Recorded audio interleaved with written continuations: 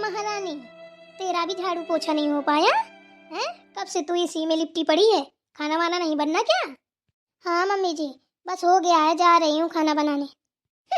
खाना बनाने जा रही हूँ, खाना बनाने जा रही हूँ। 10 घंटे से देख रही हूँ मैं, बस पोछा घिसे जा रही है, घिसे जा रही है। पता नहीं पोछा घिस के अपना मुंह देखेगी क्या उसमें? मेरी बात सुन कान खोल के, ये नौटंकी करना बंद कर दे। कल से अगर ये मुंह देखना हो ना फर्श पे अपना, तो 4 बजे से झाड़ू पोछा चालू कर दे, फिर खूब अपना मुंह देख ले उसमें। लेकिन काम की टाइम पे ना ये पोछा लेके मत बैठा कर, आया समझ में? वरना मुझसे बुरा कोई नहीं होगा, काम चोर कहीं की। मैं जानती हूँ तुझे सब, कि बस इसी में लिपटी रहूंगी तो खाना पीना नहीं बनाना पड़ेगा। तेरा बाप यहाँ नौकर नहीं लगा गया है, समझी ना? अरे मम्मी जी ऐसे क्यों बोल रही हैं? जा तो रही हूँ, बस रख के जा रही हूँ, पहले खाना ही बना देती हूँ। हाँ ठीक है, ये बाद में अपनी शक्ल देखने के लिए, सड़ी सी शक्ल है जो कद्दू जैसी, ये बाद में देख लेना पोछा लगा के, समझी ना? वैसे भी देखने के लायक तो है ही नहीं है। तेरे ससुर जी को जाने कब से भूख लगी है, उनको दवा खानी है, चुपचाप जाके खाना बना दे। ठीक है मम्मी जी, जा रही हूँ।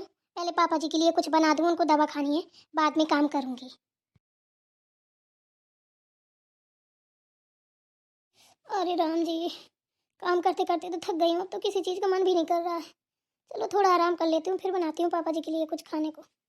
दीदी। अरे शिवम, तू इतनी सुबह सुबह कहाँ? गेट के बाहर ही बैठा था क्या पूरी रात? अरे नहीं दीदी, गेट के बाहर क्यों बैठूंगा? रात में आ जाता तो रात में ही अंदर आ जाता। अरे मैं वहां से ना 3 बजे चला था घर से, और ऐसी गाड़ी मिली मुझे, डायरेक्ट यहीं आके उतारा हमीरपुर में। मैंने कहा वाह, ये अच्छी गाड़ी मिली, जल्दी पहुंच जाऊंगा, इसलिए आ गया। क्या बात है मेरे भाई, तूने तो कमाल कर दिया। और क्या, सब ऐसा हूँ क्या? सुपरमैन हूँ, सुपरमैन। हाँ वो तो है भाई। अच्छा एक काम कर, तू बैठ, मैं चाय बना के लाती हूँ। नहीं दीदी, अभी नहीं। अभी मैं बहुत थका हूँ, थोड़ी देर रेस्ट करूंगा। अच्छा चल ठीक है, तू रेस्ट कर ले। तो पहले ये सामान देख लो। माँ ने सब कुछ भेजा है, साड़ी भी भेजी है, लड्डू भी बना के भेजे हैं, कतरी भी बना के भेजी है, घी भेजा है, चावल भेजे हैं, दालें भेजी हैं, सब कुछ भेज दिया है। बोल रही थी कि अब उसे कुछ लेना नहीं पड़ेगा, जा तू दे के आ। अरे इसकी क्या जरूरत थी? तू भी ना, तू माँ को समझा नहीं पाता है, इतना परेशान करता है माँ को। अरे दीदी, इसमें परेशान वाली कौन सी बात है? आपको यहाँ मोल लेना पड़ता है, वहां तो सब खेतों में हो जाता है। इसलिए माँ ने बोला कि जा दीदी को दे के आ। मैंने कहा ठीक है। अच्छा ठीक है, इस बार ले आया तो रख लेती हूँ। अगली बार से ना ऐसा मत करना, और माँ से बोलना ना यहाँ किसी चीज़ की जरूरत नहीं है, सब कुछ है, समझा ना? अरे कोई बात नहीं मेरी बहना। वैसे साड़ी तुम्हारी बहुत अच्छी भेजी है, बहुत सुंदर लग रही है।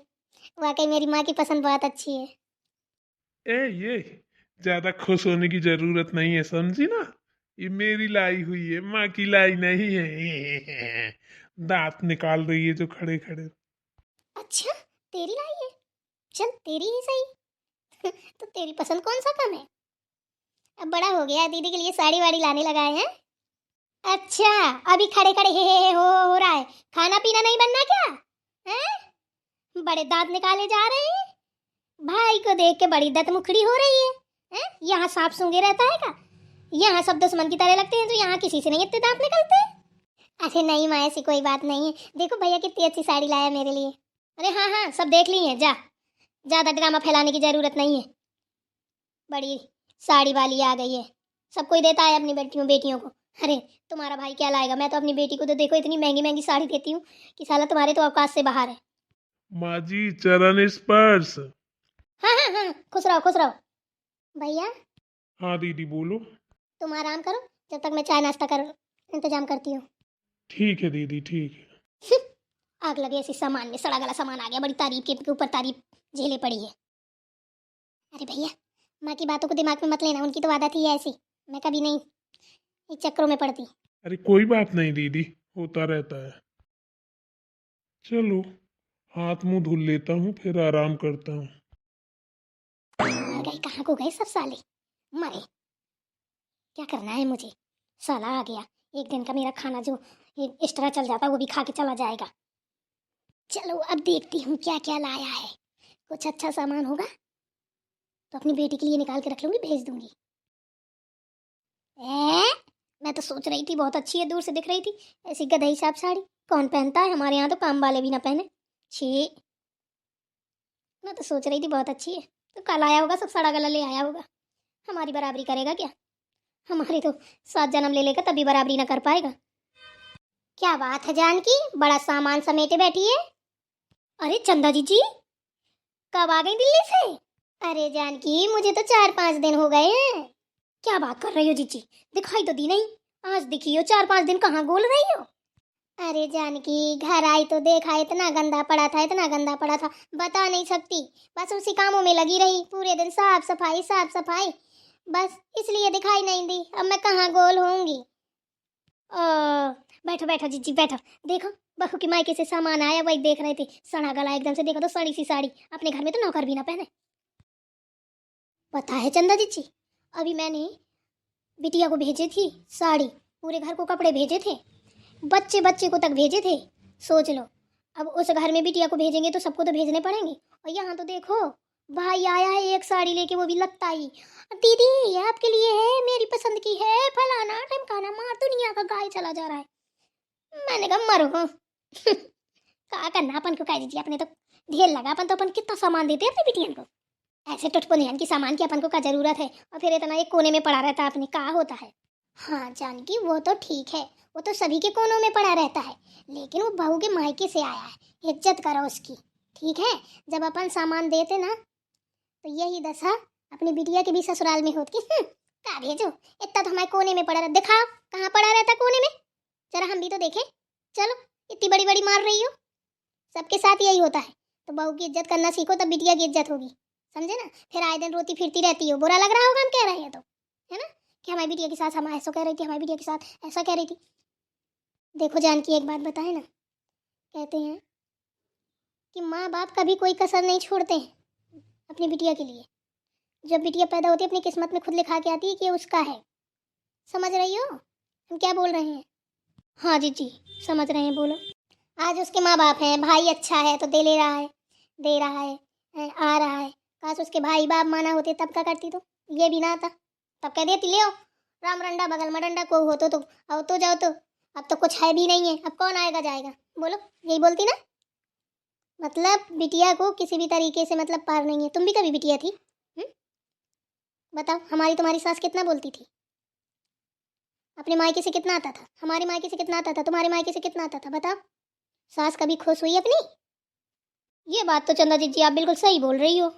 तो फिर जानकी सोच ले, जब अपनी सास खुश नहीं हुई तो तू कैसे खुश हो जाएगी? मुझे कभी फर्क नहीं पड़ता मेरी बहू के यहाँ से आए ना आए, आता भी है तभी बोल देती हूँ कि अरे बेटा, जब जरूरत पड़ेगी तो मुंह खोल के मांगेंगे, परेशान मत हो, वहाँ भी जरूरत पड़ती है। समझ रही हो? मेरी बहू है ना, मुझ पर जान छिड़कती है और बिल्कुल मेरी सहेली की तरह रहती है। ऐसे तू भी रहना सीख ले, नुक्स मत निकाला कर किसी चीज पे कि ये नहीं है वो नहीं है। अरे अपना मकान, घर मकान, खेती बाड़ी थोड़ी ना लिखा देंगे तुझे। तू क्या चाहती है सब कुछ तुझे दे दे? देख पहले कितनी सुंदर साड़ी है, हैं? कम से कम 5,000 की साड़ी होगी। बहू पहनेगी तेरी तो एकदम से परी की जैसी दिखेगी, खिल जाएगी।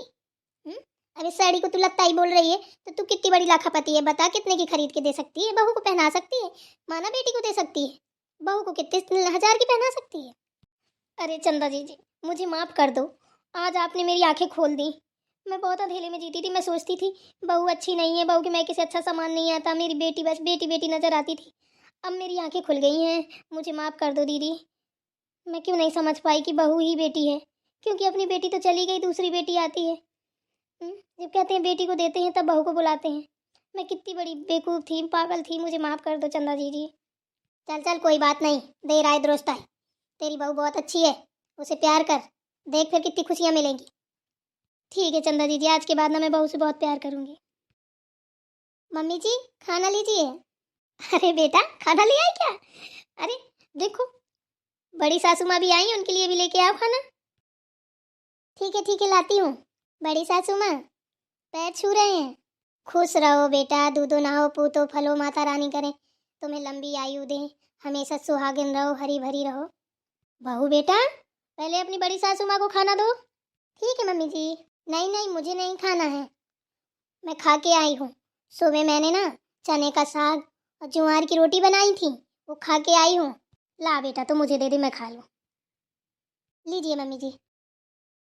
अरे चंदा जी थोड़ा तो खा लो, टेस्ट ले लो, आपकी बहू ने बनाया है। अरे कोई बात नहीं जानकी, तू खा, मैं तो खा के आई हूँ। जब मुझे भूख लगेगी तो मैं तो बहू से खुद ही बनवा के खा लूंगी, क्यों बहू रानी? हाँ सासू माँ, हम बना देंगे। एक बात बोलूं बहू रानी, तेरे मायके वालों ने ना बड़ी सुंदर साड़ी भेजी है, पहनेगी ना तो एकदम परी की तरह खिल उठेगी। ओ भाई, मानना पड़ेगा तेरे मायके वालों को, बड़ा सामान लाया है तेरा भाई, बड़े घर की बेटी जो है। शर्मा गई बेचारी। देखो तो कितनी संस्कारी बहू है तेरी जानकी, कितनी अच्छी बहू है, माता रानी करे सबको मिले ऐसी।